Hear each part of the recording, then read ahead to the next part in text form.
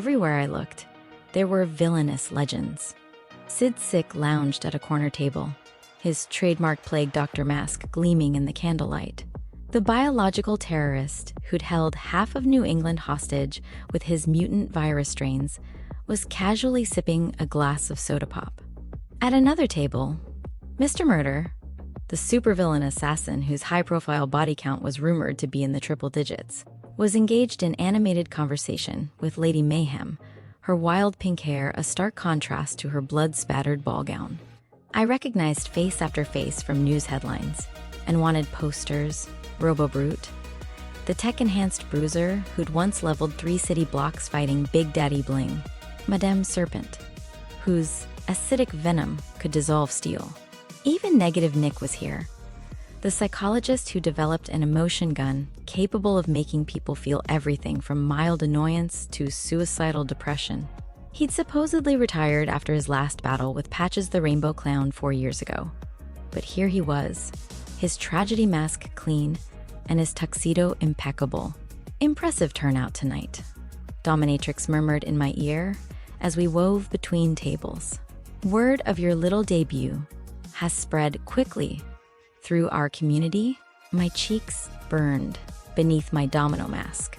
These people, these legends, knew about me. Dominatrix guided me toward the largest table, positioned directly in front of an enormous stone fireplace. Above the mantel, a massive buffalo head gazed down with glassy eyes, its presence somehow both absurd and intimidating.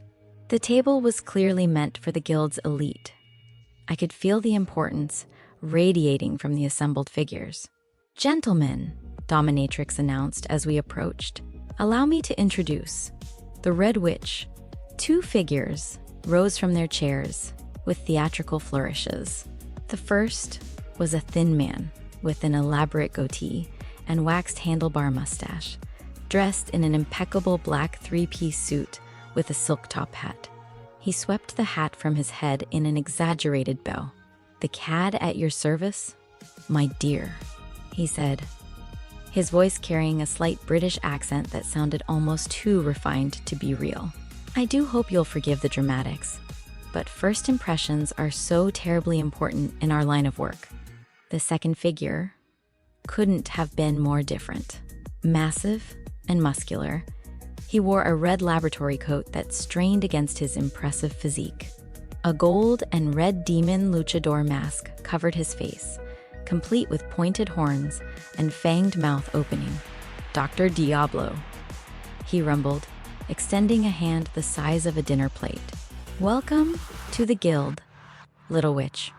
I shook both their hands, still hardly believing this was real. The cad, master thief and gentleman criminal, Dr. Diablo, mad scientist genetically augmented to give him strength to match his intellect, creator of the infamous Diablobots that had terrorized 3 states. They motioned for me to join them at an empty seat at the table, and I sat down. Perhaps 15 to 30 minutes later, the comfortable warmth I'd been feeling suddenly shifted as Dominatrix rose from her chair. She picked up a fork from the table setting and tapped it firmly against her glass. The sharp crystalline sound cut through the restaurant's ambient chatter like a blade. "Ladies and gentlemen, friends and fiends." Her voice carried effortlessly across the dining room, commanding instant attention. "If I could have your attention, please." The effect was immediate and absolute. Conversations died mid-sentence. Glasses stopped clinking. Even the soft scrape of cutlery against plates ceased. Every face in the room turned toward our table with the kind of respectful attention usually reserved for royalty. "Thank you," Dominatrix continued, her smile sharp and cold as winter. "Now then, let's begin tonight's proceedings. First, old business. Sid, how did the laboratory acquisition go?" Sid Sick lifted his plague doctor mask slightly to sip his drink before responding. "Smoothly. They were quite cooperative once they understood the consequences of refusal. I now have full access to their biocontainment facilities. Excellent. And Madam Serpent, the shipping manifests? All arranged, came the reply from across the room. 300 gallons of industrial solvent. No questions asked. Dominatrix nodded approvingly, then opened an elegant black leather folder. Moving on to... Her words cut off abruptly. Her head snapped up, her gaze zeroing in on something across the room. The temperature seemed to drop 10 degrees, as her expression hardened into something that made my blood run cold. "Country boy," she said, her voice deadly quiet. In a corner booth, a massive man in dirt-stained overalls and a battered straw hat had his bare feet propped up on the table. He was lazily plucking at a banjo, completely oblivious to the sudden tension filling the room. Crumbs from a half-eaten sandwich littered the surface around his grimy toes. "Country boy?" Dominatrix's voice exploded across the restaurant like thunder. Her eyes began to glow, a bright, piercing red. Every villain in the place flinched. "Get your disgusting feet off that table before I melt them into goo and make you drink it." The banjo music stopped with a discordant twang. Country Boy's feet hit the floor so fast, the entire restaurant shook on impact. "Sorry, boss lady," he mumbled, tugging at his hat brim. "Didn't mean no disrespect." Dominatrix's eyes blazed with fury as she gestured toward the back of the restaurant. "Bitch," she shouted. The door to the back burst open.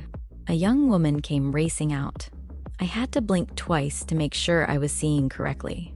She wore a leather pup play hood covering her whole head, with her blonde hair poking out through a hole in the back, forming a ponytail, a metal collar around her neck, and what appeared to be a black leather bikini top and short shorts. In her hands, she carried a spray bottle and cleaning rag. "Yes, mistress," she panted, dropping to her knees beside Dominatrix's chair. Dominatrix pointed one finger at Country Boy's table. "Clean now." The woman scurried across the room as fast as she could and began frantically scrubbing the table, her movements quick and efficient.